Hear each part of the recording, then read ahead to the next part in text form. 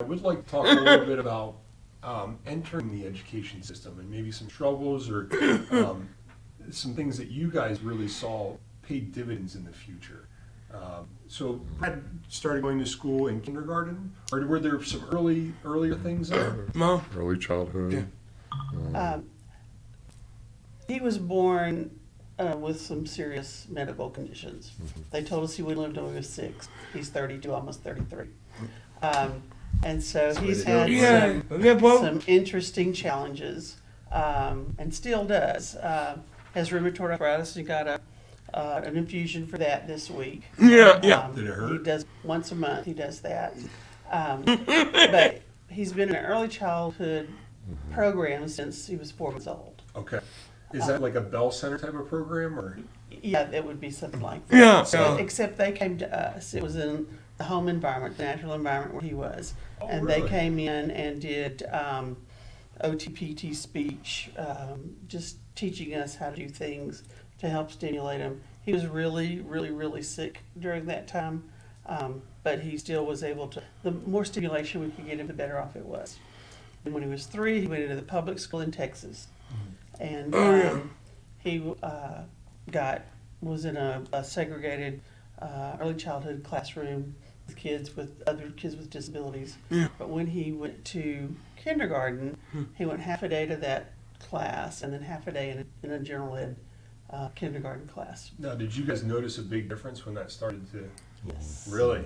Even so, at home, you would notice a big difference in communication and behavior. His language Interaction. exploded. His behavior was better. And I'll tell you a story. Oh, no. Sorry, bud. There was a little girl in his class whose brother was good friends with our middle son. And so I was in the class one day, brought the obligatory cupcakes for birthday. And I said, "So Elizabeth, I understand Brad has some behavior problems sometimes." And she said, "Oh, yeah, but we love him anyhow." It was just, that's what they did in the kindergarten class. He didn't walk at the time. He scooted on his bottom. And it didn't bother anybody in center time or circle time. He just would scoot wherever he needed to go. And like we said, his language exploded that year. And he was able to communicate better. And that's when we felt like it was really important for him to be in a regular general ed class and interacting with typical peers. Yeah, it wasn't like you guys were reading an article on the benefits of having an inclusive class, but you guys saw it firsthand.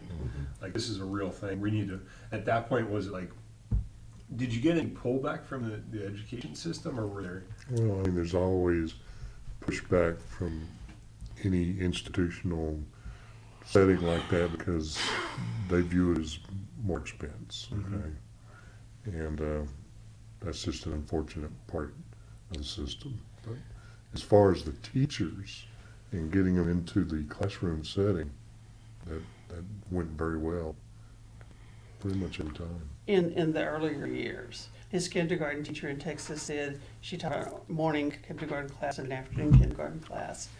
And he was in the afternoon kindergarten class. And she said at the end of that year, her afternoon class was more prepared to go to first grade because Brad had been in the classroom. They learned how to be helpers with him. They learned how to become independent, and they were more able to take responsibility for themselves. And they were prepared for first grade. Yeah. So it was a win-win kind of situation. Correct